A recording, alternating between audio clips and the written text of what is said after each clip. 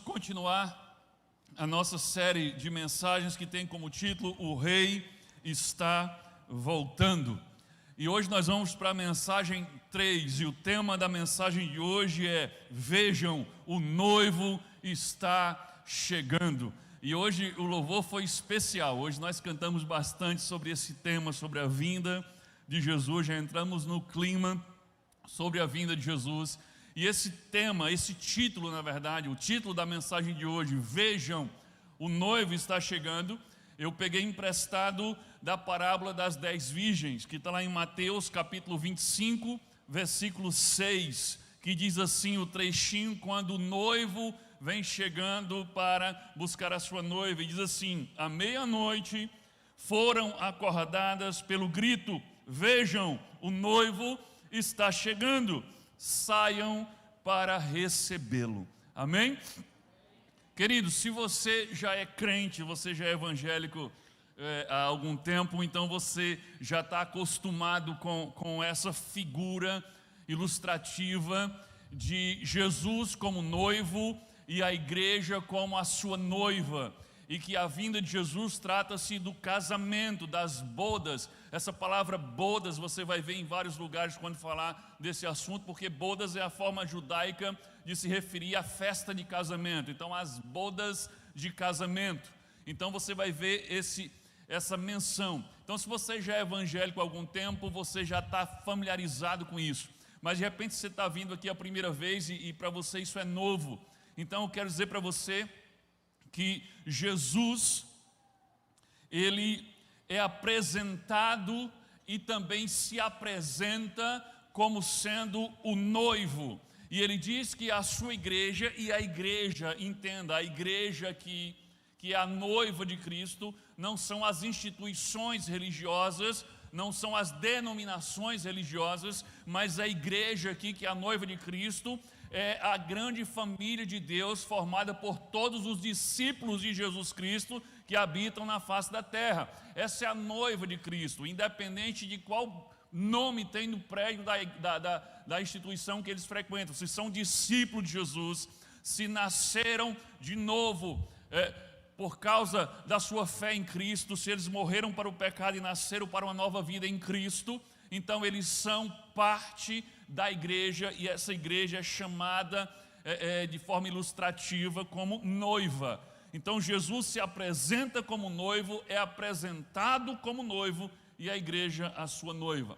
Em Apocalipse capítulo 19, observe que aqui já está indo para a conclusão de Apocalipse, capítulo 19, versículos 7 e 9, fala do momento das bodas do Cordeiro, do casamento do Cordeiro com a sua igreja. Diz assim: alegremo-nos, exultemos e demos-lhes a glória, porque chegou a hora das bodas do Cordeiro. E Cordeiro aqui é quem? Jesus. E a noiva dele já se preparou. A ela foi permitido vestir-se de linho finíssimo, resplandecente e puro, porque o linho finíssimo são os atos de justiça dos santos. Então o anjo me disse: escreva, bem-aventurados aqueles que são chamados à ceia das bodas do Cordeiro. E acrescentou: são estas as verdadeiras palavras de Deus. Amém? Então aqui claramente em Apocalipse existe a figura do casamento do Cordeiro, que é Jesus, com a sua noiva, com a sua igreja. 2 Coríntios capítulo 11, versículo 2, o apóstolo Paulo apresenta Jesus como noivo e a igreja como noiva. Ele diz assim: o zelo que eu tenho por vocês, ele está falando para quem? Para a igreja, para os membros da igreja de Jesus. Ele diz isso: o zelo, o cuidado que eu tenho por vocês é um zelo de que vem de Deus. Eu os prometi a um único marido, Cristo, querendo apresentá-los a Ele como uma virgem pura. Olha Paulo falando aqui da noiva no masculino e no plural, querendo apresentá-los. Ou seja, a igreja, a noiva é quem? São todos os discípulos de Jesus. E Paulo está dizendo: olha, eu tenho um compromisso com Deus. Eu prometi a Deus que vou apresentar vocês como noiva pura. É por isso esse zelo, é por isso que eu estou exortando vocês, é por isso que eu puxo na orelha de vocês. É isso que Paulo está dizendo aqui. E em Efésios capítulo 5, versículo 25 ao 27 e versículo 32, novamente Paulo, agora escrevendo a igreja de Éfeso, ele vai falar aqui no contexto, ele está falando sobre o relacionamento entre marido e esposa, mas ele usa o relacionamento de Cristo com a igreja para ilustrar, e ele diz algo muito importante aqui. Olha o que diz aqui, ó: maridos, amem suas mulheres, assim como Cristo amou a igreja e entregou-se a si mesmo por ela para santificá-la, tendo-a purificado pelo lavar da água mediante a palavra, e apresentá-la a si mesmo como igreja gloriosa, sem mancha, nem ruga ou coisa semelhante, mas santa e inculpável. Agora veja o que Paulo diz: este é um mistério profundo. Refiro-me, porém, a Cristo e à igreja. Olha que revelação aqui. Paulo estava falando sobre marido e esposa, como o marido deve amar sua esposa, e ele cita para ilustrar que esse amor do marido pela esposa deve ser semelhante ao amor de Cristo pela igreja, ou seja, do marido Cristo pela sua esposa, igreja. Mas no final ele diz: este é um mistério profundo. E aí, para deixar claro de que ele não está falando lá do marido e da esposa, do assunto familiar, ele explica: refiro-me a quê? A Cristo e à igreja. Então atente para essa expressão: este é um mistério profundo. Refiro-me, porém, a Cristo e à igreja. Veja, Paulo está dizendo que essa comparação do relacionamento de Cristo, Jesus, com a igreja, como sendo um casamento, é muito mais do que uma simples comparação, é muito mais do que uma simples ilustração. Trata-se, na verdade, de um mistério profundo. Em outras palavras, trata-se de uma grande revelação. Existe um mistério profundo, existe uma grande revelação, uma quantidade enorme de revelação nessa figura do casamento de Cristo com a sua igreja. E é isso que nós vamos fazer hoje à noite. Nós vamos explorar essa figura, esse mistério profundo do que significa, quais são as mensagens, quais são as profecias contidas nesse mistério de Jesus como noivo e da igreja como a sua noiva. Muitas profecias já estão cumpridas e outras ainda vão se cumprir. Então, como é que nós vamos descobrir isso? Observe que Jesus, ele não estava falando, quando Jesus ele se coloca como noivo e no processo de casamento com a igreja, Jesus não tinha em mente a figura do casamento ocidental. Ele não tinha em mente a figura do casamento no Brasil, ou na América, ou na Europa dos nossos tempos. Não, Jesus tinha em mente a figura do casamento judaico nos tempos bíblicos, no tempo que ele vivia. Então era essa figura que Jesus tinha em mente. E se a gente não souber do que se trata, o que era o casamento judaico no tempo de Jesus, a gente não tem e não terá como entender esse mistério profundo, as revelações contidas na figura do noivo e da sua noiva. Então, olhando para os detalhes do casamento judaico, dos tempos de Jesus, nós podemos descobrir coisas fascinantes a respeito da primeira e da segunda vinda de Jesus e do fim dos tempos. Então, nós veremos que Jesus fez questão de seguir à risca essa alegoria, essa ilustração, esse símbolo para revelar o seu relacionamento com a igreja. Então, a mensagem de hoje, ela se divide em duas partes. Primeira parte, eu vou falar para vocês como era o casamento judaico nos tempos bíblicos. Não só no tempo de Jesus, mas antes de Jesus também, no Antigo Testamento. como era a cerimônia, como se dava todo o processo de casamento judaico. Se você entender isso, e hoje você vai entender isso, você vai ver que é uma coisa completamente diferente da nossa realidade. Quando você entender isso, você vai ter a capacidade de enxergar muitas revelações nessa figura. Inclusive, você vai ter a capacidade de ler, por exemplo, a parábola das 10 virgens, lá em Mateus 25, que não vou pregar hoje, eu só peguei emprestado aquele versículo para pegar aqui o título.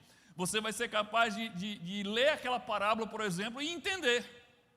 Porque se você não sabe nada sobre o casamento judaico, e você lê a parábola das 10 virgens em Mateus 25, você vai ficar voando. Que conversa doida é aquela? Não tem nada a ver com a nossa realidade. Mas quando você hoje sair daqui, você já saberá sobre isso. Inclusive, quando eu começar a falar sobre o casamento judaico, aqueles que já têm um pouco mais de experiência na palavra já vão começar a entender as conexões antes mesmo que eu venha dizer. Então, é isso que nós vamos ver agora, em detalhes, como era o casamento judaico nos tempos bíblicos. Hoje eu estou com sede. Queridos, o casamento judaico, ele se divide em duas fases. Nós vamos ver aqui duas fases, mas cada fase tem vários elementos. Então, a primeira fase do casamento judaico é o noivado. Em hebraico é o eruzim. Acho que está aí na tela, ok? O noivado, o eruzim. Então, essa é a primeira fase no casamento judaico. Aí já tem uma diferença para a nossa realidade ocidental. Porque na nossa realidade, qual é a primeira fase? Alguém pode me dizer? Namoro. Pronto, na Bíblia e na cultura judaica você não vai encontrar nada parecido com isso. Você não vai encontrar a expressão namoro, porque não existia essa questão de namoro. Então, quando um rapaz se interessava por uma moça, ele não pedia ela em namoro, ele pedia ela em casamento. É assim que acontecia nos tempos bíblicos, é assim que acontecia entre os judeus. Então, a primeira fase não é namoro, mas sim o noivado é a primeira fase. E um detalhe, a iniciativa nunca era da moça. Nunca era da moça, era uma desonra se uma moça tomasse a iniciativa de procurar o rapaz e pedir ele em casamento. A iniciativa era sempre do rapaz, embora a moça pudesse dar os seus sinais, né? Mas a iniciativa era sempre do rapaz. E nessa primeira fase do noivado, existia já a apresentação da ketubá, que é o contrato de casamento. Tem aí uma imagem. Então, observe, está na fase do noivado, mas já é apresentado à noiva o contrato de casamento. Depois que o rapaz ia na casa da moça, né, que ainda não era noiva, ia lá pedir ela em casamento, né? Se houvesse consentimento dela e dos seus pais, entre os judeus não é comum a ideia de casamento forçado. Então, embora as famílias pudessem fazer os arranjos, mas você não encontra com facilidade no histórico dos judeus essa ideia de obrigar a filha a casar com alguém. Então havia o consentimento da moça e o consentimento dos seus pais. Então o noivo apresentava a noiva e a sua família, que eles chamam de ketubá, que era uma espécie de contrato de casamento. Esse contrato não era assinado ali, mas esse contrato tinha que ser apresentado, porque esse contrato trazia as condições e as promessas e o valor do dote que seria pago pelo noivo. Então o noivo está apresentando a sua proposta, as suas condições de casamento para com aquela moça. E o mais importante nesse contrato era a questão do dote. E o que é o dote? O dote era o preço, o alto preço que o noivo estava disposto a pagar ao pai da noiva para desposar, para casar com aquela jovem em particular. E o preço tinha que ser alto, pelo menos em relação às condições do próprio noivo. Ele deveria pagar caro pela noiva que ele escolhesse por algumas razões. Primeiro, o pagar caro mostrava, a sua proposta de um dote alto mostrava o quanto aquela jovem era preciosa para ele. O segundo, o pagar caro por aquele dote, provava e dava fé de que ele não iria desistir do compromisso, porque ele havia feito um alto investimento naquele casamento, né? E outra coisa, pagar caro era necessário, porque diferente da nossa cultura hoje, né, que a maioria das filhas, não, algumas filhas, né, elas não dão um prego na barra de sabão dentro de casa, né? Só dão despesa. Não ajuda em nada, são verdadeiras rainhas dentro de casa e os pais trabalhando para elas. Nos tempos bíblicos, a filha, mesmo a filha, ela era uma mão de obra preciosa. As filhas não só ajudavam nas tarefas domésticas, mas também ajudavam no cuidado com o rebanho, na lavoura. E se não tivesse filhos homens, elas que faziam o trabalho pesado mesmo. Então, naquele tempo, quando um pai desposava a sua filha, deixava a sua filha casar, para ele era um prejuízo em termos financeiros, porque ele perdia uma mão de obra em casa. Então o pai daquela moça precisava ser indenizado. Então o dote era uma espécie também de indenização ao pai da noiva, que ia ficar sem a sua filha. Então por isso o valor não podia ser qualquer valor, era um valor alto, era um valor caro que o noivo pagava como dote ao pai da noiva. Então ele deveria pagar esse valor como garantia também de que ele iria voltar para buscar a sua noiva. Nós temos um exemplo bem conhecido, que é o exemplo de Jacó. Quando Jacó vai para a casa do seu tio Labão, que depois termina sendo, além de seu tio, termina sendo também o seu sogro, e ele chega na casa de Labão, e aí ele se interessa por uma das filhas de Labão, que é Raquel.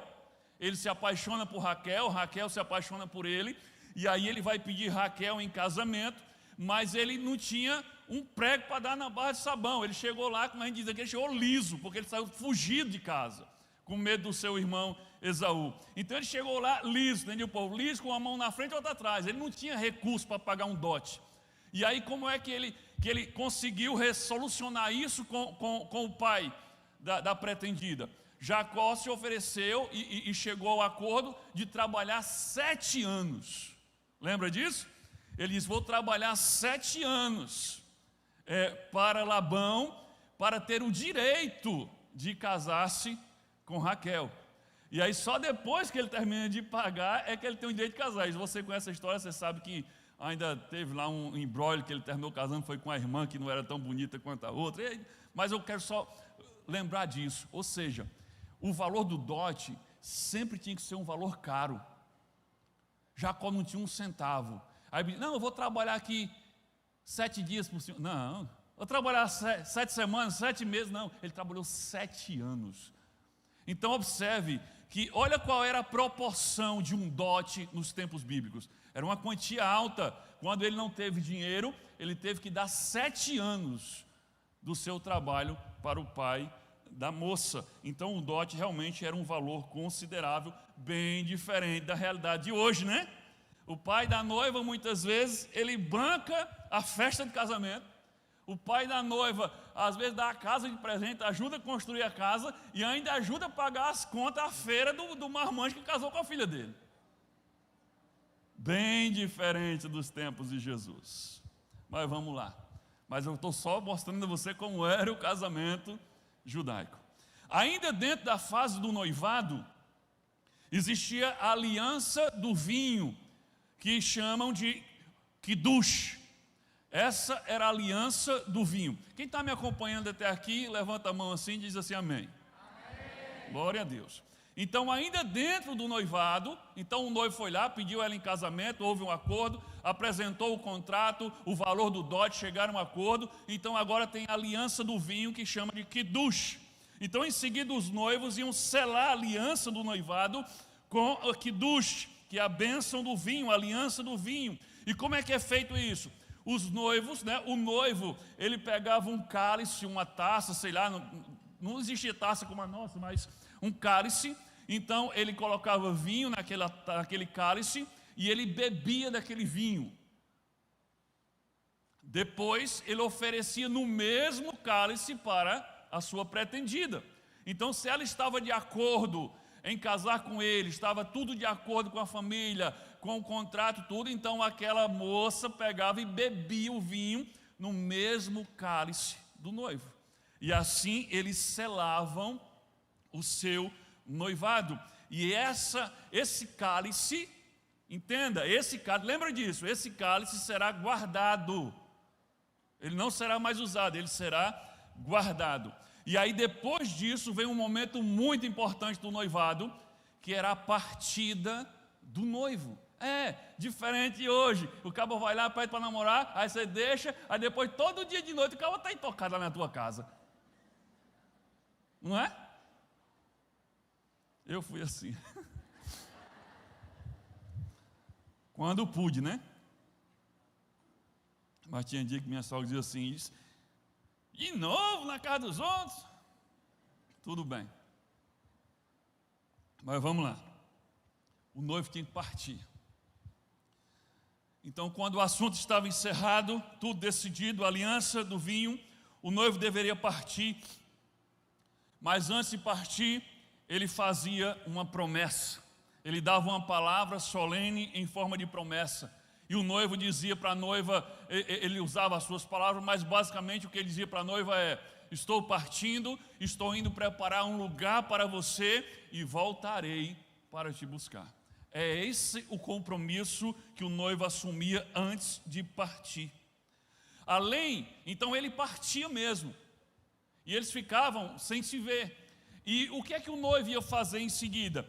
Ele, nesse lugar para a noiva que ele prometeu preparar, tinha duas coisas. Primeiro, a morada, onde eles vão morar definitivamente. E existia uma outra coisa, que era a segunda coisa que ele fazia, que era a câmara de núpcias, ou uma suíte nupcial, um aposento nupcial. E esse aposento de núpcias, essa câmara de núpcias, era feita na propriedade do pai do noivo, porque era na propriedade do pai do noivo onde aconteceria a festa de casamento. Então, além de ter a morada deles, tinha a câmara de núpcias, uma suíte nupcial. Era a última coisa feita. Então, quando ele terminasse de preparar a morada, ele preparava a sua câmara de núpcias. Ele ia construir, podia ser uma tenda, depende da época. No Antigo Testamento podia ser uma tenda, mas depois podia ser até inclusive um cômodo na casa do pai, que era reformado. Mas existia uma suíte preparada pelo noivo na propriedade do pai, para ser a sua suíte de núpcias, onde ele ia ter a sua lua de mel com a sua esposa. E essa suíte nupcial não podia ser feita de qualquer jeito. Por quê? Porque os noivos iriam ficar ali durante 7 dias, que era o tempo que durava a festa de casamento naqueles tempos. Então, toda essa preparação de construir o lugar para morar, de construir a suíte núpcias, até que o noivo voltasse do noivado, da aliança do quidush, do noivado, até ele vir buscar a noiva para o casamento, era comum durar uma média entre os judeus de 1 a 2 anos. Mas por que demorava tanto? Primeiro, que o noivo tinha que, imagina só, o noivo, a primeira coisa que ele fazia quando ia pedir a mulher em casamento lá, a moça em casamento, ele já tinha que pagar uma conta altíssima, que era o dote. Então, muitas vezes o noivo, ele passava meses só para recuperar o que ele investiu lá no dote. Então, às vezes, todas as economias dele foram entregues no dote. E aí ele tinha que correr atrás para preparar a morada e depois construir a suíte de núpcias. Então, tirando os muito ricos, a média entre os judeus normais era ali de 1 a 2 anos que o noivo demorava para finalmente buscar a sua noiva, a quem ele tinha pago o dote ao seu pai para buscar para o seu casamento. Mas quando é que estava decidido que ele via? É interessante isso. Na cultura judaica, dos tempos bíblicos, eu digo dos tempos bíblicos porque hoje em Israel, muita gente nem vive essa cultura e tem só alguns traços na cerimônia judaica dos dias de hoje. Mas nos tempos bíblicos, quem determinava, quem dava ordem e dizia, pode ir buscar a noiva, não era o noivo que decidia isso, mas era o pai do noivo. A última fase era onde? Era justamente a câmara de núpcias, que era construída onde? Na propriedade do pai, e o pai fiscalizava aquilo lá. Quando estivesse pronto, no agrado do pai, o pai dizia, não, agora tá direito, agora você pode buscar a noiva. Até porque também o pai, a festa ia ser na casa do pai, então a palavra final era do pai. Ora, e dá para entender isso, porque o noivo muito ansioso para ir buscar a noiva, ele podia fazer qualquer arranjo ali, dizer, tá bom, vou buscar a noiva. Pai, não está direito não, tenha calma, né? Então, se alguém perguntasse, naqueles tempos, perguntasse a um noivo, quando é que você vai buscar a sua noiva? Fatalmente o noivo diria, meu pai é que sabe. Fatalmente o noivo já tivesse a dizer assim, está perto, mas o meu pai é que sabe, porque o pai é que ia determinar a ordem para que ele fosse buscar a sua noiva. É interessante também, no casamento judaico, não é o noivo que aguarda a chegada da noiva, como a gente faz no nosso casamento, né? Que o noivo fica lá no altar aguardando a entrada da noiva, e a noiva é a estrela da festa. No casamento judaico é o contrário, né? A noiva está lá aguardando, não no altar, mas na casa dela, a chegada do noivo. A estrela da festa é o noivo, é ele que vem, a noiva está aguardando a chegada do noivo. É o contrário do que a gente faz aqui na nossa tradição ocidental. E um outro detalhe importante, quando o noivo parte, quando o noivo morava em outra cidade ou em lugar distante da noiva, o noivo enviava um amigo seu de confiança para ser uma espécie de emissário dele junto à noiva. Ele ia lá de tempos em tempos para buscar informações e levar informações. Olha, a casa está sendo construída, já está próximo. E ele trazia informações, sua noiva está direitinho lá esperando por você, está tudo ok, ela continua se mantendo fiel a você. Então, tinha um amigo do noivo que era enviado para levar mensagens e trazer mensagem, né? Era um emissário, fazia a comunicação entre o noivo e a sua noiva. Não esquece desse amigo, porque lá na frente a gente vai ver que ele é muito importante. Então, assim é a primeira fase do casamento judaico, que é o noivado. A segunda fase é o próprio casamento, que é o Nessuim. Então, o Nessuim é o próprio casamento. Nessuim é uma palavra hebraica que significa carregar ou erguer e carregar. Esse é o significado da palavra hebraica casamento, erguer e carregar. Você vê até hoje, nas cerimônias de casamento judaico, eles têm a tradição de erguer os noivos nas cadeiras, no salão de festa, o noivo senta na cadeira, a noiva também, e eles levantam os noivos e saem dançando com os noivos em cima da cadeira no salão, porque a palavra casar, né, o Nessuim, significa erguer e carregar. Então esse é o significado da palavra casamento em hebraico. Então, a segunda fase é justamente essa, é a fase em que o noivo vai buscar, carregar a sua noiva. E a noiva não sabe o dia nem a hora exata que o noivo vinha buscar ela. Isso deve ser uma tortura para as mulheres, que ela queria estar toda bonitona, né? Queria estar toda preparada. E é por isso que ela tinha que estar preparada durante vários dias. O amigo do noivo, claro, avisava a época, provavelmente, talvez avisasse a semana, eu não sei esse detalhe, mas talvez avisasse, esses dias aí ele está vindo, essa semana ele vem, mas não avisava o dia nem a hora. Era uma expectativa, será que é hoje, será que é amanhã? Então ela tinha que estar preparada, o tempo todo preparada para ser buscada pelo seu noivo. O dia e a hora ela não sabia, mas por causa dos sinais e das mensagens que o noivo enviava através do seu amigo, ela sabia que estava chegando o dia, então ela estava se preparando. Então acontecia a chegada do noivo. E é interessante que o noivo vinha pelas ruas da cidade com a sua comitiva, com seus amigos, e vinham os tocadores de trombeta, que eram tocadores de chofar, que é uma espécie de trombeta com chifre de carneiro. Acho que tem uma imagem aí, ok? A pessoa hoje está bem atenta. Era trombetas chamadas de chofar, que eram feitas com chifre de carneiro. Observe, existem vários tipos de trombetas em Israel, mas essa trombeta aqui, ela não é uma trombeta de guerra, essa é uma trombeta de celebração. Essa é a mesma trombeta usada na festa das trombetas. Por exemplo, esse tipo de trombeta que foi tocada lá em Jericó. Lembra? Para derrubar as muralhas de Jericó, Deus mandou que durante 7 dias ele rodeasse as muralhas, e no 7º dia eles deram 7 voltas, e na última volta eles tocaram trombetas. Eram essas trombetas, porque eles não estavam tocando trombetas de guerra, mas de celebração, porque eles já estavam comemorando a vitória que Deus daria a eles, e em seguida as muralhas caem. Então esse tipo de trombeta, isso é importante você lembrar lá na frente. Então o noivo vinha com a sua comitiva pelas ruas da cidade da noiva, e ele vinha ao som de trombeta, do chifre de carneiro, do shofar. E aí ele resgatava, ele capturava, ele carregava a sua noiva, né? Para onde? Para a casa do pai dele, onde estava preparada a festa e também a suíte de núpcias. Quando chegava na casa do pai do noivo, né, e junto com a noiva vinham os seus convidados, os seus amigos, sua família toda. E quando chegava na casa do pai do noivo, então tinha a primeira cerimônia. E aquele mesmo cálice, lembra? Que eles usaram lá no noivado, 1 ou 2 anos antes, no noivado, que eles beberam no mesmo cálice. Aquele mesmo cálice era usado nessa cerimônia. E os dois iriam novamente beber vinho no mesmo cálice. Agora confirmando a aliança, e em seguida esse cálice era quebrado. Acho que tem uma imagem aí do casamento já moderno. Acho que tem uma imagem aí do noivo pisando no cálice. Coloca a próxima imagem aí, ó.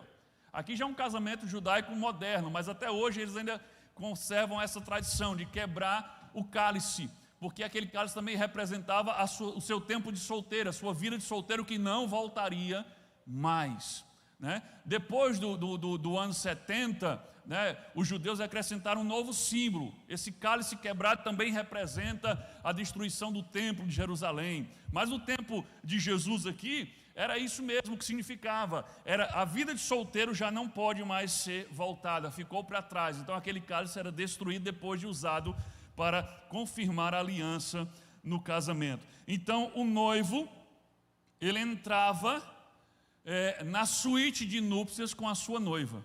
E a festa do casamento ia rolar por 7 dias. É por isso que naquele episódio lá, em que Jesus transforma água em vinho, né, lá em João, Evangelho de João capítulo 2, Jesus transforma água em vinho, lá nas bodas de Caná da Galileia, que ele foi convidado, aí faltou vinho, aí você diz, que noivo miserável, faltou vinho, acaba despreparado. Meu amigo, se você prestar atenção naquela história, ali se tratava do último dia, porque o noivo, ele só está presente em 2 desses dias, no primeiro dia e no 7º dia. Então, claro que não faltou vinho no primeiro dia, o noivo ali já tinha chegado no 7º dia, quando faltou o vinho. Então eram 7 dias de festa. Agora eu não sei te dizer, eu acho que isso depende das condições do noivo, mas não necessariamente eram 7 dias, 24 horas de festa por dia durante 7 dias, mas de repente seriam 7 dias de celebração. E todos os dias tinha a hora marcada de começar a festa e terminar a festa, mas eram durante 7 dias se celebrava o casamento. No primeiro dia era a chegada, né, do noivo trazendo a sua noiva, entrava na suíte nupcial, e no 7º dia os noivos saíam da sua suíte nupcial e eles vinham para o encerramento da festa de casamento no 7º dia. Então, resumindo, era isso que acontecia, era assim que acontecia um casamento judaico nos tempos bíblicos. Se você já é bem familiarizado com escatologia, né, com a história das últimas coisas, com o estudo das últimas coisas, do tempo do fim, da segunda vinda de Jesus, só em eu contar esses detalhes você já entendeu uma série de símbolos que Jesus cumpriu e outros que ainda vão se cumprir. Mas a pergunta a partir de agora é: quais os mistérios proféticos sobre a vinda de Cristo contidos na cerimônia de casamento judaico? Lembra que Paulo falou, e isso é um mistério profundo. Refiro-me a Cristo e à igreja. Quais os mistérios profundos contidos nessa alegoria, nessa comparação, nessa ilustração de Jesus como noivo e a igreja como a sua noiva? Vamos ver algumas revelações incríveis aqui. Primeiro, assim como o noivo judeu, Jesus tomou a iniciativa para o relacionamento. Começa aí, Jesus cumpriu isso à risca. Foi ele que tomou a iniciativa. Nós já vimos que na cultura judaica era o rapaz que tomava a iniciativa. Olha o que diz João 15,16. Vocês não me escolheram, é Jesus dizendo para os discípulos, vocês não me escolheram, mas eu os escolhi para irem e darem fruto, fruto que permaneçam, a fim de que o Pai lhes conceda o que pedirem em meu nome. Eu quero frisar a primeira frase: vocês não me escolheram, fui eu que escolhi vocês. Aqui Jesus está falando na condição de noivo. Eu fui que tomei a iniciativa, eu fui que escolhi vocês e não vocês que me escolheram. Queridos, é exatamente isso que acontece na nossa vida espiritual. Nenhum de nós tomou a iniciativa de ir atrás de Jesus. Se nós lermos o próprio Apocalipse 3:20, é Jesus que está batendo a porta, é Jesus que está chamando, a iniciativa é dele. Olha só, o apóstolo Paulo afirma que nós, a humanidade, estávamos virados de costas para Deus, estávamos em rebelião contra Deus, nós não queríamos saber de Deus, mas Deus tomou a iniciativa de nos reconciliar com Ele por meio do seu Filho Jesus. Romanos 5:8 diz assim: porém, Deus comprova seu amor conosco pelo fato de ter Cristo morrido em nosso benefício, quando ainda andávamos no pecado. Quando ainda andávamos no pecado. Ou seja, nós não queríamos Deus, a humanidade estava afastada de Deus, e Deus toma a iniciativa de mandar Jesus para morrer na cruz, para pagar a dívida do pecado, para que Ele morresse a nossa morte, para que nele pudéssemos ter vida eterna. Olha só, então, se nós amamos a Deus hoje, é como uma reação ao amor dele por nós. 1 João 4,19 diz exatamente isso: nós amamos porque Ele nos amou primeiro. Querido, se Jesus, por meio do Espírito Santo, não tivesse aberto os teus olhos espirituais, não tivesse feito você enxergar a si mesmo como de fato você é, enxergar o seu pecado, enxergar o seu grau de perdição e o quanto você estava longe de Deus, porque é isso que o Espírito Santo faz, nos convence do pecado, da justiça e do juízo, e conduzido você num processo de arrependimento, você não teria se rendido a Cristo. Então, tudo só foi possível, a sua salvação só foi possível porque Deus, por meio do Espírito Santo, abriu os seus olhos espirituais e você pôde ver a verdade a respeito dele e a respeito de você mesmo, e assim você pôde se arrepender. Ele amou você primeiro, Ele foi quem escolheu você e não você que o escolheu. O seu amor por Ele e o seu relacionamento com Ele é uma reação à iniciativa que Ele tomou em relação a você. Então Jesus, como noivo, Ele que toma a iniciativa. Alguém pode dizer amém? Segundo, assim como noivo, Jesus ofereceu um contrato, uma aliança de casamento com sua noiva, que é a igreja, a Ketubá. Lembra? No noivado existia a apresentação de um contrato, que é uma aliança, um compromisso. Vocês lembram disso que a gente acabou de falar aqui, né? Que o noivo fazia exatamente isso. E esse testamento, esse contrato, ele descrevia as condições que o noivo pretendia se casar, as condições, como seria o casamento e o preço do dote que ele pretendia pagar para desposar a sua noiva. E na sua primeira vinda a esta terra, Jesus, veio à terra, e a terra é a casa de quem? Da noiva. Ele veio à casa da noiva, ele veio a esta terra, na casa da sua futura noiva, e ele trouxe consigo uma nova aliança, ele trouxe consigo um novo contrato, um novo testamento, e ele apresentou a sua noiva. Quando? No momento da celebração da ceia, da instituição da ceia. Lembra de Lucas 22:20, olha o que diz aqui. Da mesma forma, isso é Jesus falando, depois da ceia, diz, tomou o cálice, dizendo, Jesus diz, este cálice é a nova aliança. Aliança é a mesma coisa que compromisso. Não é a mesma coisa que contrato, mas tem um significado de contrato. Então ele está dizendo, esse cálice é a nova aliança, é o meu compromisso do meu sangue derramado em favor de vocês. Então Jesus, como noivo, ele vem à casa da noiva e ele apresenta o contrato, a aliança de casamento. E olha só, no número 3 aqui, para a gente não perder o embalo. Assim como noivo, Jesus pagou o dote ao pai da noiva. Nessa aliança de casamento, Jesus já estava dizendo qual era o preço. Nessa aliança que ele estava apresentando à sua noiva, ele já estava dizendo qual era o dote que ele ia pagar. Ele diz, aliança do meu sangue, que é derramado em favor de vocês. E depois ele diz, do meu corpo, que é entregue em favor de vocês. Ele está dizendo, qual é o dote que ele vai pagar? É o seu corpo e o seu sangue. Era a principal parte do contrato de noivado, né? Da aliança de noivado, era o dote.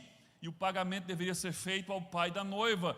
E foi isso que aconteceu. Tem gente que erroneamente acha que a morte de Jesus, na verdade Jesus fez isso para pagar o diabo, porque todo mundo pertencia ao diabo e Jesus foi lá e pagou ao diabo e resgatou a gente. Não, gente, não pensa assim não, está completamente equivocado. O pagamento que Jesus fez na cruz não foi ao diabo, mas foi a Deus. Deus, na sua justiça, como justo juiz, Ele não pode conviver com o pecado, nem pode permitir que nenhum pecado fique impune. Então todos nós merecíamos, com razão, que diz o apóstolo Paulo em Romanos, merecíamos a morte, porque o salário do pecado é a morte. Deus, Ele quer perdoar pela sua misericórdia, mas a sua justiça não permite, porque se Deus perdoasse o pecador sem punir o pecado, Ele estava sendo misericordioso, mas Ele não estava sendo um justo juiz, porque o pecado estava ficando sem uma justa punição. Então, quando Cristo se oferece e se coloca voluntariamente para ir na cruz e pagar pelo preço do nosso pecado, então Jesus está fazendo isso não para satisfazer o diabo, mas para satisfazer a justiça do próprio Deus. Porque agora o pecado da humanidade, ele foi com justiça punido em quem? Em Jesus. E agora Deus pode exercer sua misericórdia e perdoar o pecador sem ser injusto. Então Jesus paga o dote ao pai da noiva, e o dote foi o mais alto preço, mais alto do que o preço que Jacó pagou por Raquel, porque ele não deu apenas o seu tempo, a sua energia, ele deu o seu sangue, o seu corpo, ele deu a sua vida. Então Jesus apresenta aos apóstolos, por ocasião da ceia, que representavam a sua noiva. Eles eram ali o início do surgimento da sua noiva. Ele apresenta a sua aliança e diz, o preço que eu vou pagar para desposar você é esse. Lucas 22, 19, tomando o pão, deu graças, partiu, deu aos discípulos, dizendo, isto é o meu corpo, dado em favor de vocês, façam isto em memória de mim. Jesus deixou claro, eu vou desposar você, mas o preço que eu vou pagar é derramar o meu sangue e entregar o meu corpo. E ele fez isso pagando ao pai da noiva. Número 4, assim como o noivo, Jesus realizou a bênção do vinho. Já está incluído aqui no que a gente leu. Lembra? Depois que ele apresenta o seu contrato, a sua aliança, e chega a um acordo, então o noivo oferecia o cálice de vinho, ele bebia e entregava a sua noiva para que ela bebesse no mesmo cálice. Queridos, foi isso que Jesus fez por ocasião da ceia. Mateus 26, 27, em seguida tomou o cálice, deu graças e ofereceu aos discípulos, dizendo, bebam dele todos vocês. Eles não, sabe, diferente do que nós fazemos hoje, cada um tem o seu cálice. Não, Jesus tomou no cálice e todos eles beberam, foram passando, bebendo no mesmo cálice. E para a gente isso, talvez até hoje você não tivesse entendido a profundidade desse símbolo, mas entenda, para os judeus ali, os apóstolos que eram todos judeus, eles entenderam perfeitamente o que estava acontecendo, eles entenderam a analogia perfeita. Jesus estava dizendo, eu sou o noivo, estou fazendo uma aliança de casamento com vocês, e está aqui o vinho. Então Jesus vai lá e bebe do vinho e entrega. Se eles se recusam a beber do vinho, não havia noivado, mas eles aceitam a aliança, eles bebem no mesmo cálice de vinho que o Senhor bebeu. Então os discípulos entenderam imediatamente do que se tratava. Mas tem algo mais maravilhoso ainda. Gente, tem algo incrível aqui. Olha o que Jesus diz então depois. Mateus 26, 29. Eu lhes digo que, isso aqui é depois de eles terem bebido do cálice com ele, depois de terem feito a aliança de noivado. Eu lhes digo que, de agora em diante, não beberei do fruto da videira, ou seja, não beberei vinho, até aquele dia em que beberei o vinho novo com vocês no reino do meu Pai. Lembrado de alguma coisa? O cálice era guardado e ele voltava a beber o vinho com a sua noiva onde? Na festa de casamento. E Jesus está dizendo, olha, eu bebi vinho com vocês agora, mas eu não beberei novamente, até aquele dia em que estarei aonde? No reino do meu Pai, na casa do meu Pai, e beberei vinho novamente com vocês. Jesus estava deixando, ali era o selo do noivado de Jesus com a sua igreja. Ele está dizendo, voltarei a beber vinho com você novamente. Está claro como o dia. Talvez para nós aqui que não entendemos essa cultura, mas agora você entende. Mas aqueles apóstolos judeus entenderam perfeitamente do que Jesus estava falando. Então, com essas palavras, Jesus está sendo claro. Aquele vinho na ceia era o noivado e o casamento aconteceria no céu, no reino do seu Pai. É por isso que nós que acreditamos, né, na corrente interpretativa chamada de pré-tribulacionista, nós entendemos que o arrebatamento da igreja, o buscar da noiva, acontece antes da grande tribulação. Daqui a pouco eu explico mais sobre isso. E no final da grande tribulação, é quando termina a festa de casamento depois de 7 anos. E Jesus vem agora já com a sua esposa, para pôr fim na tribulação. Mas a gente fala mais daqui a pouco sobre isso. Quinto, assim como o noivo, Jesus partiu para a casa do Pai, a fim de preparar a morada para a sua noiva. Olha que coisa maravilhosa, lembra? O noivo fazia tudo, dizia, agora eu vou preparar um lugar para você e volto para te buscar. Jesus fez exatamente, Jesus tinha em mente isso. Ele segue esse símbolo.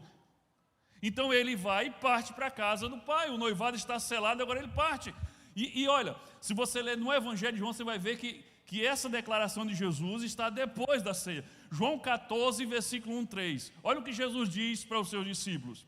Não se turbe o vosso coração, o coração de vocês. Creiam em Deus, creiam também em mim.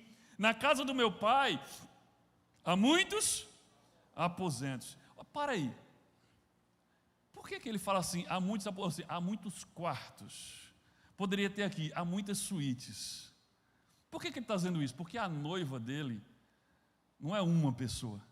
A noiva dele é uma multidão de pessoas. E ele está dizendo, olha, na casa do meu Pai não tem só uma suíte. Na casa do meu Pai há muitos aposentos, ou seja, para uma noiva numerosa. Há muitos aposentos. Se não fosse assim, eu não teria dito. Aí ele diz, vou preparar lugar. Gente, isso aqui é fala do noivo.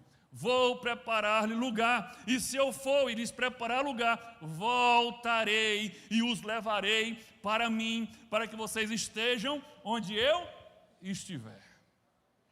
Olha que maravilha, olha que revelação incrível. Jesus falando como noivo, cumprindo a ilustração do casamento à risca. Ele diz para a sua noiva, não fique preocupada, na casa do meu Pai há muitos aposentos. Eu vou preparar um lugar, e vou preparar um lugar para você também, e venho buscar você para estar comigo. O detalhe incrível, você lembra? Quem é que dizia a hora que o noivo ia buscar a noiva? Era o pai da noiva. Ele era o juiz sobre quando estava na hora de buscar a sua noiva.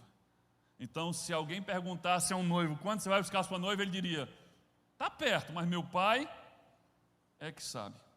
Lá em Mateus 24, querido, Mateus 24, Jesus começa dizendo todos os sinais da sua vinda, os sinais que antecedem a sua vinda, os sinais que apontam para a sua vinda, os sinais que antecedem a sua vinda, os sinais que acompanham a sua vinda. Ele fala todos os sinais. Mas olha o que ele diz no versículo 36 do capítulo 24. Quanto ao dia e a hora, ninguém sabe, nem os anjos dos céus, nem o Filho, ou seja, nem ele, senão somente o Pai. Isso é linguagem de casamento. Tem gente que porque Jesus não é onisciente. Gente, isso é linguagem de casamento. Jesus está dizendo, é o meu Pai que vai determinar a hora que eu tenho que ir. É o meu Pai que vai determinar. Isso é linguagem de casamento. Ele dá todos os sinais. Olha, quando estiver acontecendo isso, está próximo, está pertinho, está chegando e tal. Mas o dia e a hora, Vocês não vão saber. Ele está falando para a noiva. Ele está falando para a noiva, olha, está chegando, já está quase pronto, tudo, esses sinais aqui. Mas o dia e a hora você não vai saber. Vai ser surpresa. Surpresa no sentido de que você vai ter que estar preparada. Você sabe a época, mas o dia e a hora você não vai ficar sabendo. Somente o meu Pai é que sabe o dia e a hora. Sexto, assim como o noivo, depois de partir, Jesus enviou um amigo de confiança para ser o seu representante junto à noiva. Olha que coisa maravilhosa, gente, isso é incrível. Ao partir para a casa do pai, lembra? O noivo normalmente mandava um amigo como emissário para levar notícias e trazer notícias. João 16, versículos 7 e 8. Jesus diz assim aos seus discípulos: mas eu lhes afirmo que é para o bem de vocês que eu vou partir. Se eu não for, o conselheiro não virá para vocês. Mas se eu for, eu o enviarei. Quando ele vier, convencerá o mundo do pecado, da justiça e do juízo. Jesus está dizendo, olha, eu vou partir, vou preparar um lugar para vocês e vou voltar para buscar. Mas preste atenção, eu vou mandar o conselheiro, não vou deixar vocês sozinhos. E esse conselheiro, ele vai convencer do pecado, da justiça e do juízo. Ou seja, esse conselheiro vai ajudar a deixar vocês preparados para quando eu voltar. O conselheiro, o amigo, era responsável por preparar a noiva para a chegada do noivo, para ela estar preparada. E é exatamente isso que o Espírito Santo faz. Queridos, e sabe o que é também interessante aqui? É o espaço de tempo médio que o homem judeu levava entre o noivado e o casamento, de 1 a 2 anos. Se você pensar que a palavra de Deus diz que um dia é como 1000 anos é como um dia, ou seja, não é como se para Deus o tempo fosse diferente, mas ele faz essa comparação. Imagina, 1 ou 2 anos facilmente poderia ser entendido como profecia 1000 ou 2000 anos. Como 1000 não aconteceu, nós estamos chegando nos 2000 anos. Gente, e os sinais da vinda de Cristo estão cada vez mais claros e mais intensos. Isso mostra que, de fato, nós estamos prestes a testemunhar a vinda de Jesus. Sétimo, assim como o noivo, Jesus prometeu que virá buscar a sua noiva. Aliás, Jesus virá buscar a sua noiva ao som de trombetas. Lembra quando o noivo entrava na cidade, vinham os seus amigos e vinham os tocadores de trombeta, tocando na chegada do noivo para buscar a sua noiva. Trombetas de celebração, de chifres de carneiro. Queridos, é importante você entender isso, porque as pessoas, quando leem o Apocalipse e veem que lá em Apocalipse tem as 7 trombetas, e quando eles escutam dizendo que Jesus virá ao som de trombetas, ele diz, então a vinda de Jesus, o arrebatamento vai ser no final da grande tribulação, porque é na última trombeta. Então é no final da grande tribulação, não pode ser antes. Mas, querido, as pessoas não lembram das festas judaicas. Eu já preguei uma mensagem aqui, não sei, talvez até eu pregue de novo uma nova versão dela, mas das 7 festas judaicas, festas bíblicas na verdade, que são profecias que Jesus vem cumprindo. Ele já cumpriu as primeiras. Ele cumpriu a Páscoa, morrendo na Páscoa. Ele cumpriu a festa dos pães ázimos, quando foi recolhido. Ele cumpriu as primícias na ressurreição. Ele cumpriu Pentecostes, quando a descida do Espírito Santo. E a próxima festa profética bíblica a se cumprir, adivinha qual é? A festa das trombetas. E tem várias trombetas que são tocadas, e tem a última trombeta. Entenda, a trombeta tocada na chegada do noivo não é trombeta de guerra, não é trombeta de pragas, como a do Apocalipse, mas é trombeta de celebração. E a festa das trombetas são usadas as trombetas de chifre de carneiro, são trombetas de celebração. Então, 1 Tessalonicenses capítulo 4, versículos 16 e 17, pois dada a ordem Paulo falando do arrebatamento. Pois dada a ordem, quem é que vai dar essa ordem? Quem? O Pai, lembra? Vai ter uma ordem, vai filho. Então, pois dada a ordem, com a voz do arcanjo, ressoar da trombeta de Deus, o próprio Senhor descerá dos céus, e os mortos em Cristo ressuscitarão primeiro. Depois disso, os que estivermos vivos, seremos arrebatados juntamente com Ele nas nuvens, para o encontro com o Senhor nos ares, e assim estaremos com o Senhor para sempre, ao som da trombeta de Deus.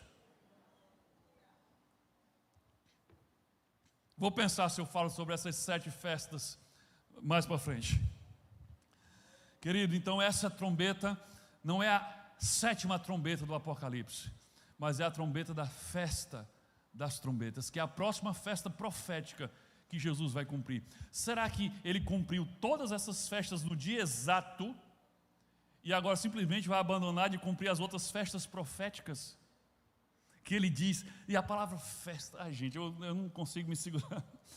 A palavra festa, né, em hebraico, significa encontros. Então as festas bíblicas eram encontros marcados com o Messias, e Ele já cumpriu a maior parte. E o próximo é trombetas. É uma festa que acontece todos os anos em Israel, assim como a Páscoa acontecia todos os anos. Quando chegou um ano, de repente Jesus, vai e morre na Páscoa, cumpre a Páscoa. Tá bom, vamos para frente. 8º, não é isso? O casamento judaico durava 7 dias, e o casamento de Jesus com a igreja durará 7 anos. Essa é a analogia aqui da festa de casamento. Vocês, onde é que tem na Bíblia que a festa de casamento durava 7 dias? Bem, um canto exato, se você é daqueles que gosta de checar as coisas, um canto exato está lá em Juízes, não está na tela, tá? Está lá em Juízes, capítulo 14, versículo 10 a 12. É o casamento de Sansão. Lá vai falar exatamente, serão 7 dias. Mas lá no caso de Jacó, quando ele é enganado por Labão, em vez de receber Raquel, ele recebe Lia, né? E aí depois ele descobre que casou com a mulher errada, né? Aí ele diz, não, quando passarem os 7 dias das núpcias, quando passarem a semana das núpcias, então eu te darei também Raquel, e por ela você trabalhará mais 7 anos, coitado. Mas são 7 anos, 7 dias a festa de casamento bíblico.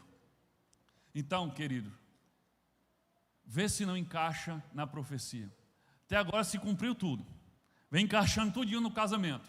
E o casamento dura 7 dias. Aí, coincidentemente, a grande tribulação dura 7 anos. Se nós somos arrebatados no início da grande tribulação, dando abertura à grande tribulação, estaremos com Cristo nas bodas do Cordeiro por 7 anos. E no final dos 7 anos, o noivo reaparece vindo da sua câmara de núpcias, na casa do Pai, com a sua noiva. E a Bíblia diz que Jesus virá com todos os seus santos. Santos aqui é a igreja. Então virá no último dia para pôr fim à grande tribulação. 7 anos de festa no céu, 7 anos de tribulação na terra. E no fim desses 7 anos, Jesus vai vir com a sua igreja, vai derrotar o anticristo e o falso profeta, vai acorrentar o diabo e vai inaugurar o seu reino milenar, e reinaremos com Cristo na terra por 1000 anos. 1 Tessalonicenses 3,13, que Ele fortaleça os seus corações para serem irrepreensíveis em santidade diante do nosso Deus e Pai, na vinda do nosso Senhor Jesus, com todos os seus santos. Esses santos aqui são a sua igreja. Santos são os que foram santificados por Cristo. É por isso que entendemos que o arrebatamento acontece no início, antes da grande tribulação, e nós voltamos com Cristo na sua segunda vinda. O arrebatamento é um acontecimento num piscar de olhos, num abrir e fechar de olhos, ao som da última trombeta, da festa das trombetas, e não a trombeta do Apocalipse. nós subimos e nos encontramos com Cristo nos céus. Lembra, o casamento significa erguer e carregar. É isso que Jesus vai fazer no arrebatamento. Ele vai erguer a sua noiva e vai carregar para onde? Para a terra de volta? Não, para a casa do Pai, para a suíte de núpcias, onde acontecerá as bodas do Cordeiro, que é relatado em Apocalipse 19. E no final voltaremos com Cristo e todos os santos, e aí sim porá fim à grande tribulação e vai começar o reino milenar de Cristo. E aí que ruja o leão e que a terra estremeça diante da majestade de Jesus. É isso que nós estávamos cantando aqui. O leão, Jesus virá como o leão da tribo de Judá. Ele virá para reinar. E ele diz que reinaremos junto com ele. Querido, para concluir, domingo tem mais. Olhe para você. Veja a próxima tela, coloca a próxima tela. Olhe para você e responda isso. Você se parece com a noiva pura, imaculada, ataviada, sem rugas e santa, que Jesus virá buscar?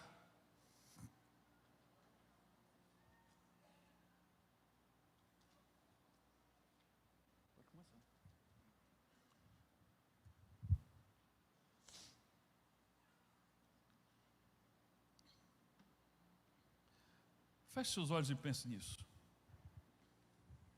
Jesus está vindo buscar uma noiva pura, santificada. Você se parece com essa noiva? Eu não quero que você se ofenda, até porque não é esse o meu objetivo. Mas você lembra que em Apocalipse, além da noiva pura, vestida de linho finíssimo, que são os seus atos de justiça, como nós lemos no primeiro versículo lá, aliás, no segundo versículo da mensagem de hoje. Em Apocalipse tem uma outra figura de uma outra mulher, que é chamada de a grande prostituta. Eu pergunto, com quem você se parece? É sério isso? Existe uma parte daqueles que estão frequentando a igreja que se parecem mais com a prostituta de Apocalipse do que com a noiva pura e imaculada de Jesus. Deus tem alertado o seu povo desde o Antigo Testamento. Sim, por vezes ele se referia a Israel também como esposa. E ele tem, desde o Antigo Testamento, falado através dos profetas e alertado que Israel estava se comportando não como esposa, mas como prostituta. Se você ler o livro de Oséias, você vai ver algo incrível, algo chocante. Deus ordena que o profeta Oséias se case com uma prostituta. Por que ele fez isso? Que era para Oséias sentir na pele o que Deus sentia em relação a Israel, e Oséias poder pregar com autoridade sobre os sentimentos de Deus em relação a Israel. E quando eu falo prostituta, é espiritualmente falando. O que é que tornou Israel uma prostituta?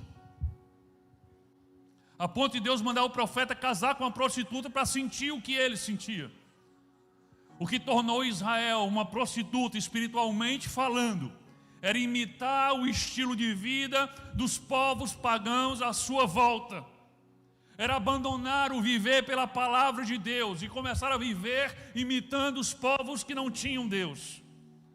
Era Israel começar a viver a imoralidade, a idolatria, o estilo de vida pagão.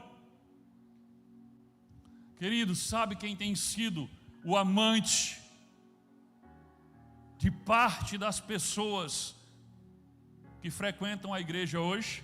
Ou seja, o amante de parte daqueles que pensam ou que acham que são noiva de Cristo.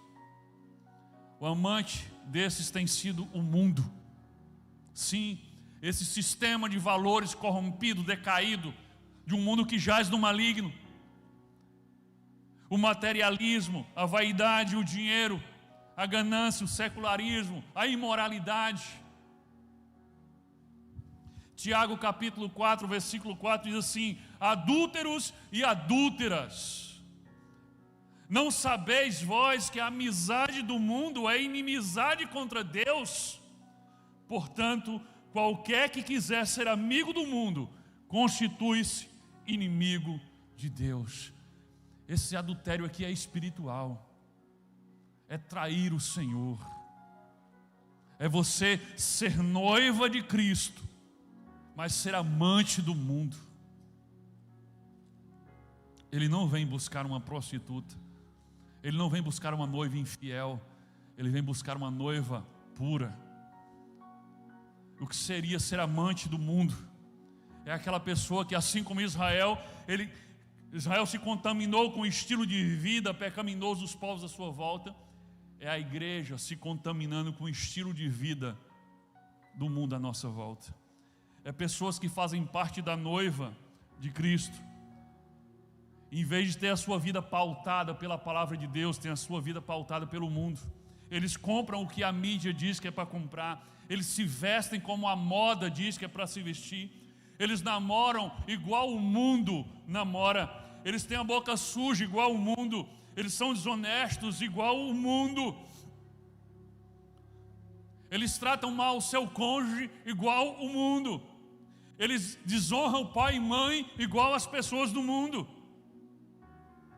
eles são vaidosos e consumistas e gananciosos iguais às pessoas do mundo, são imorais iguais às pessoas do mundo.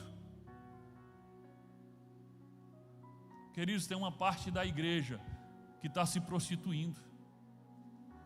Esses dias eu vi um vídeo de um pastor conhecido no Brasil, dizendo agora que a partir daquele momento a igreja que ele lidera seria uma igreja inclusiva, uma igreja que não mais consideraria o homossexualismo pecado, por exemplo. Ou seja, aquilo que a Bíblia coloca como pecado, tem parte da igreja agora dizendo que não é mais pecado. É claro que todo homossexual ele é bem-vindo na igreja, como o adúltero também é bem-vindo aqui, mas aqui ele vai ouvir a verdade de Deus dizendo: arrependa-se do seu pecado. Tanto o homossexual, como o adúltero, como o fofoqueiro, todos vão ouvir a verdade, todos são bem-vindos, mas todos têm que ouvir a verdade, porque a verdade dói, mas ela liberta, ela traz a vida. Mas tem uma parte da igreja que está se prostituindo com o mundo, e essa igreja que hoje está dizendo homossexualidade não é pecado, daqui a pouco vai dizer adultério também não é pecado.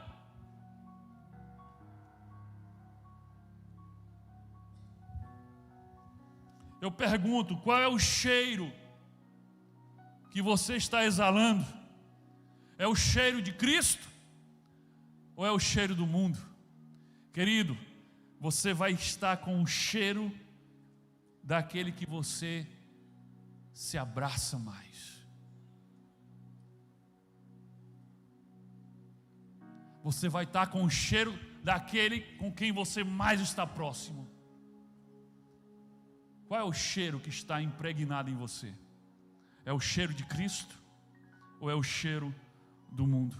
2 Coríntios 2,15: porque para Deus somos o aroma de Cristo entre os que estão sendo salvos e os que estão perecendo. Dentro da igreja ou fora da igreja, eu tenho que ter o cheiro de Cristo. Mas o cheiro de Cristo é uma coisa que eu posso comprar numa loja de perfumes e passar. Eu só posso pegar o cheiro de Cristo se eu viver com Cristo. Para fechar a mensagem de hoje, eu quero deixar uma pergunta para você. Qual é o cheiro que você anda exalando? O cheiro de Cristo ou o cheiro do mundo? Se você anda com o cheiro do mundo, você não é noiva de Cristo. Amém? Que Deus nos abençoe em nome de Jesus. Glória a Deus.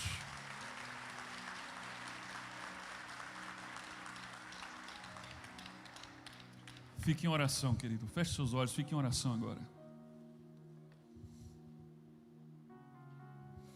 Querido, eu quero falar com você que ainda não é discípulo de Jesus. Você crê que Deus existe, você crê que Jesus é o Filho de Deus. Se alguém perguntar a você, por que Jesus morreu? Você vai dizer, Ele morreu para nos salvar, morreu pelos nossos pecados. Mas você ainda não é discípulo de Jesus. Porque o que é ser discípulo de Jesus? É alguém que vive para obedecê-lo, para segui-lo e para imitá-lo.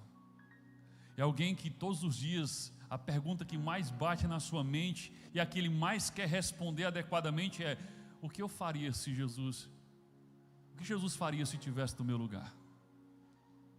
Porque o desejo do teu coração é imitar a Cristo, é crescer até a estatura de Cristo. E se você nunca abriu o teu coração, confessou os teus pecados, reconheceu que está perdido sem salvação e pediu misericórdia a Deus e que Ele te perdoasse e te lavasse com o sangue de Jesus, então você ainda não é discípulo de Jesus. Você pode até ser uma pessoa religiosa, mas você ainda não é discípulo de Jesus.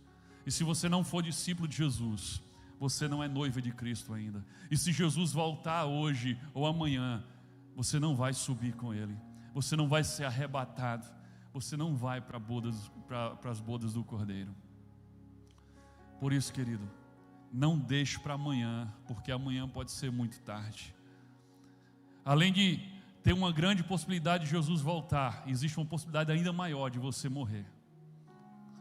Se você não for da geração que testemunha a volta de Cristo, mas com certeza você faz parte da geração que morre, porque a morte atinge 100% dos seres humanos, e a única exceção vão ser os seres humanos que estiverem vivos por ocasião da vinda de Cristo. Como Paulo falou aqui em Tessalonicenses, nós, os que estivermos vivos, seremos arrebatados nos ares com Ele.